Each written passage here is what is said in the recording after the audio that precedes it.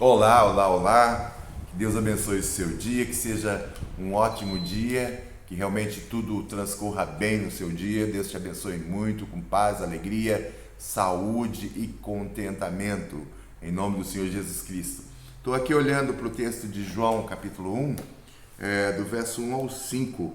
Diz assim: no princípio era o Verbo, e o Verbo estava com Deus, e o Verbo era Deus. Ele estava no princípio com Deus.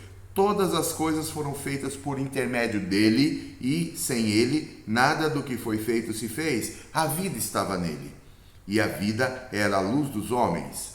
A luz resplandece nas trevas, e as trevas não prevaleceram contra ela. Tá certo?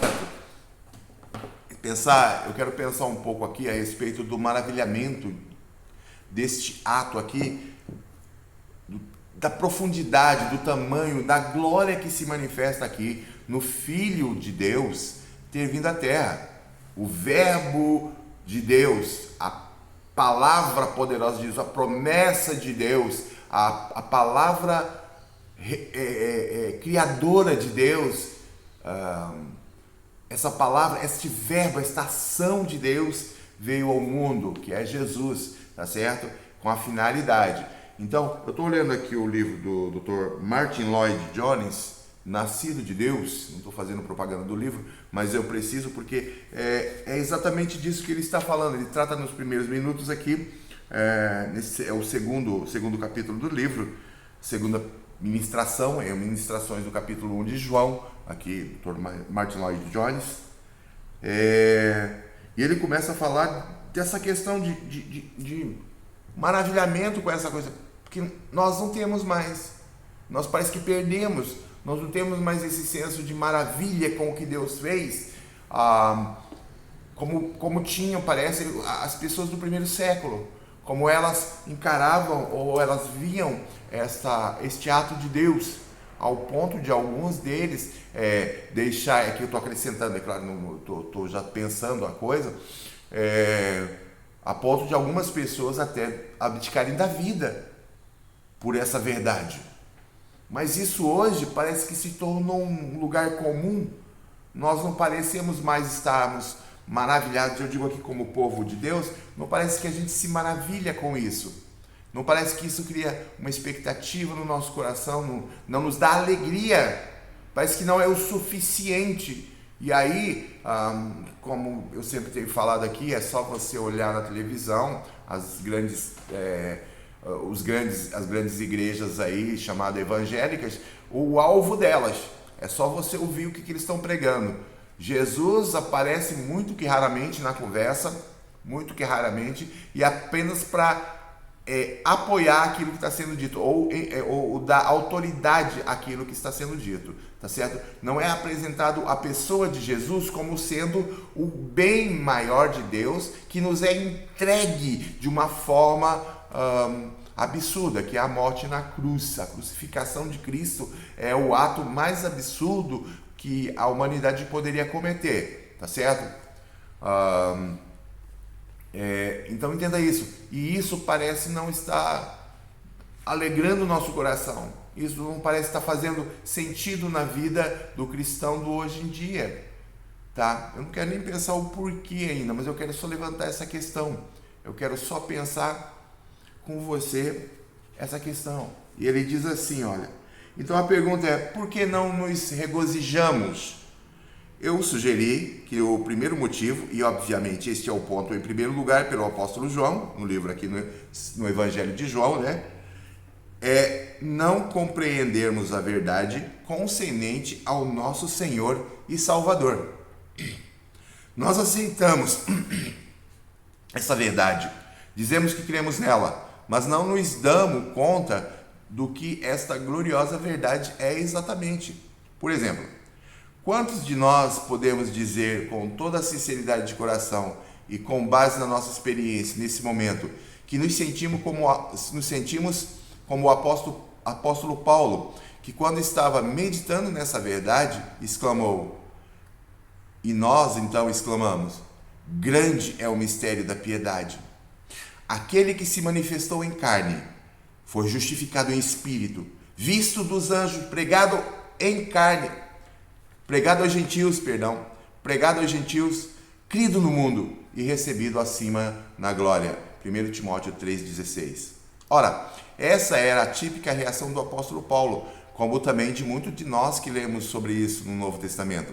Esse sentimento de maravilhado, admiração, ao tomarmos consciência de que Deus tanto se interessa por nós. Este é o grande tema do Evangelho de João. Deus amou o mundo de tal maneira que deu seu Filho unigênito, para que todo aquele que nele crê não pereça, mas tenha vida eterna. João 3,16. A salvação está no Filho de Deus, não no homem, não numa teoria. Foi o Filho de Deus que veio, o Verbo se fez carne e habitou entre nós.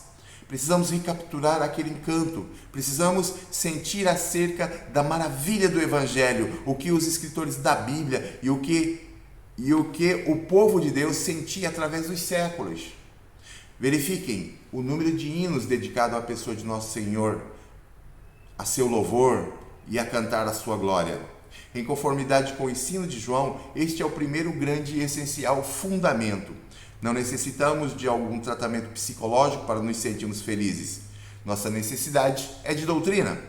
Temos necessidade de conhecer a verdade na qual dizemos que cremos. E então temos que nos apossar firmemente dela. Amém? Entenda isso. Eu concordo plenamente com ele.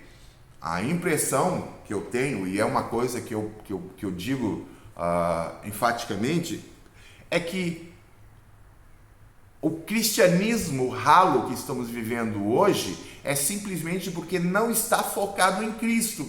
Não está, isso que nós temos ouvido, não está focado em buscar conhecer Jesus. A vida eterna é essa, que te conheço a ti como o único Deus verdadeiro e a Jesus Cristo a quem enviastes, disse o Senhor Jesus.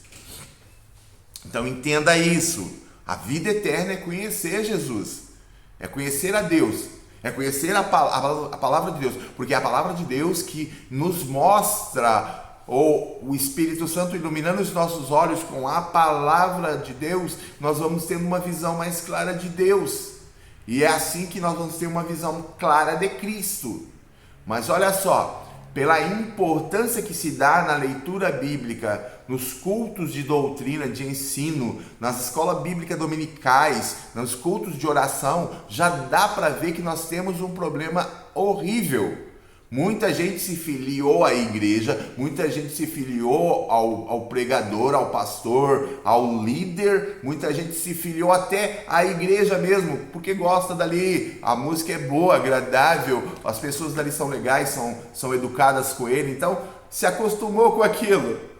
Mas nós temos que entender que estar salvo é amar a Cristo. Amar a Cristo é se aplicar a conhecê-lo.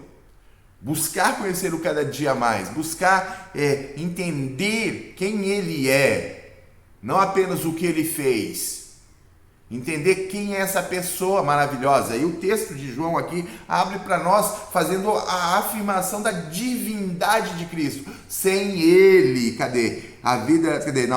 ele estava no princípio com Deus, todas as coisas foram feitas por intermédio dele, e sem ele, nada do que foi feito se fez.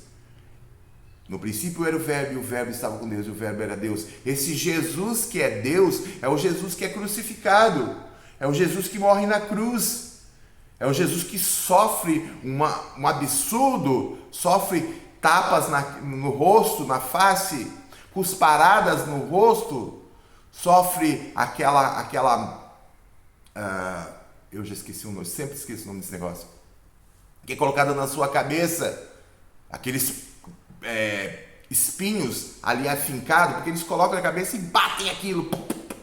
Não é só colocado, coitadinho, não é uma coroa, é a coroa de espinho, é uma coroa que é fincada na cabeça de Jesus, as chicotadas que ele leva, e ele morre depois de ser crucificado, os pregos nas mãos e nos pés, e ele sofre isso por tua causa e por minha causa. Agora, esse fato histórico Não nos causa mais maravilhamento. A gente não se alegra de saber isso. Isso não nos motiva a viver, não nos motiva a querer ser melhores, não nos motiva a querer ir à igreja, louvar, cantar ao Senhor, honrar o Senhor, ouvir sua palavra, pregar sua palavra com verdade.